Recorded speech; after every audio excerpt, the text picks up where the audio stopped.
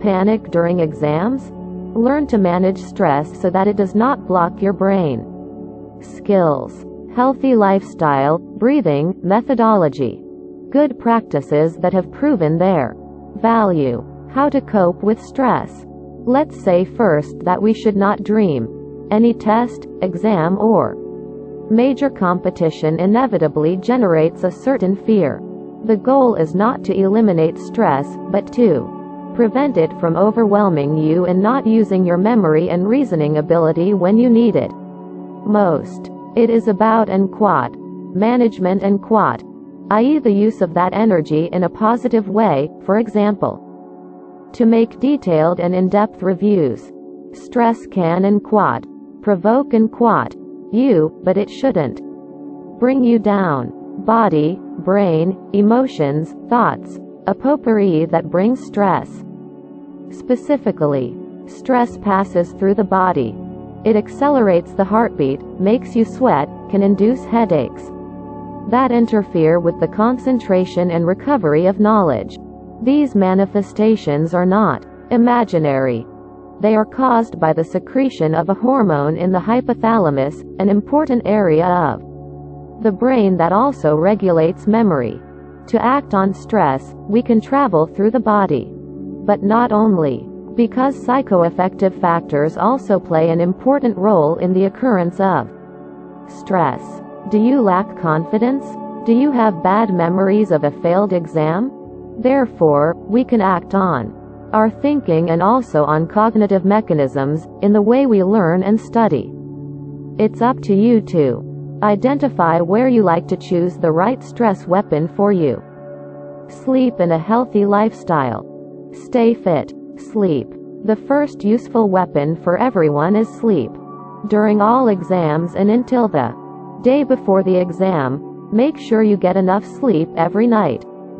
Avoid sleepless nights at all costs. On the one hand, lack of sleep weakens your ability to pay attention and memorize, and on the other hand, fatigue makes you more fragile. If you are tired, you worry more easily, mentally. You are less strong in the face of difficulties. Diet, hydration. Also, make sure you eat a balanced diet and drink a lot during exams, and don't forget to oxygenate yourself. Too much coffee and hot drinks in an uncontrollable and sometimes exaggerated way can be the cause of insomnia, anorexia, tachycardia, hypertension, drug addiction and anxiety, the first enemy of memory. Relaxation, breathing and cardiac coherence. How to control stress. Do you know how to relax? Sport is a great way to relieve stress. But you don't always have time to run, play tennis, or swim. Therefore, it can be helpful to learn to do small relaxation exercises.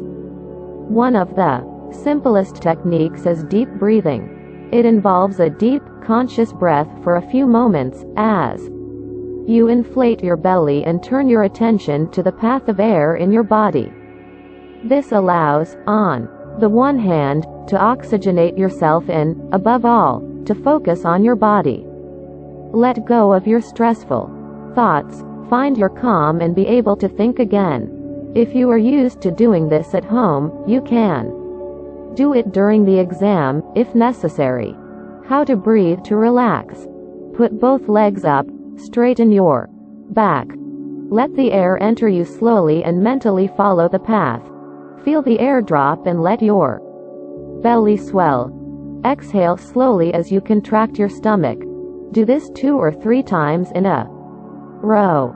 Cardiac coherence is a more sophisticated breathing technique that involves coordinating heart rate, respiration and blood flow. Because stress tends to speed up the heartbeat, we slow it down by breathing. Inhaling lightly for 5 seconds and exhaling 5 seconds for 5 minutes, the heartbeat becomes regular. Its curve, which in normal times is quite chaotic, begins to oscillate a lot on a regular basis. Cardiac coherence causes a decrease in the stress hormone cortisol, an effect that can last for several hours. So it is a very effective method. At exams, how to deal with stress?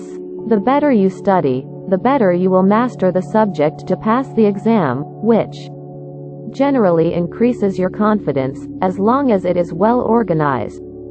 Otherwise, you run the risk of getting discouraged by your shortcomings and going crazy thinking about topics that might fall. Therefore, to limit stress, apply these simple rules of organization. Make a review program to distribute the entire program in the time available. Rotate topics and take regular breaks to maintain good concentration and efficiency. Practice the exam exercises. On the eve of the exam, don't get tired. Relax and prepare your work well. Get rid of negative ideas. Are you depressed and discouraged? Do you always think you won't succeed? Can you imagine losing your temper? If these negative thoughts cross your mind, you must first identify them.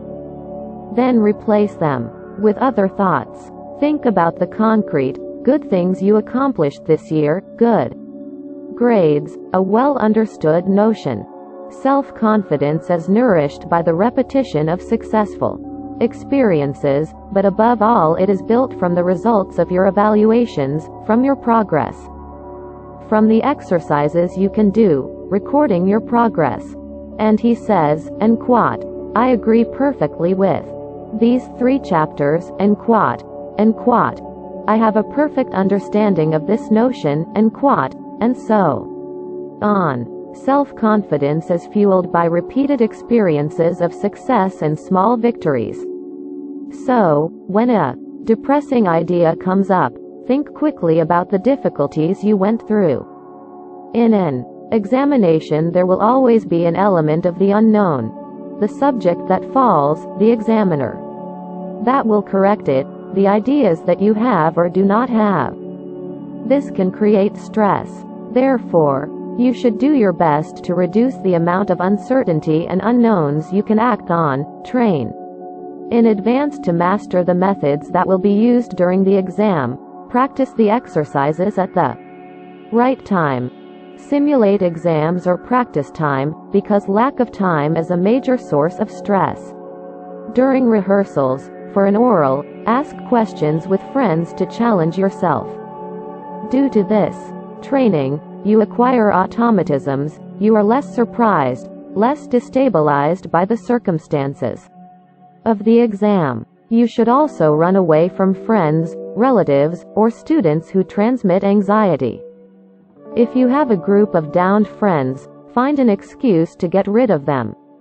If your parents stress you out with their questions, tell them and take a step back. When it comes to students who spread anxiety, don't be discouraged by them. Sometimes a phrase you hear when exam day arrives can bring complete irrational fear. Treat all voices like the wind and get away immediately without contaminating yourself. Focus on your work and apply what you learn. Read calmly and not too fast. Your heart beats fast. Good. What happens if you breathe 2 or 3 slow, deep breaths? What is most important now?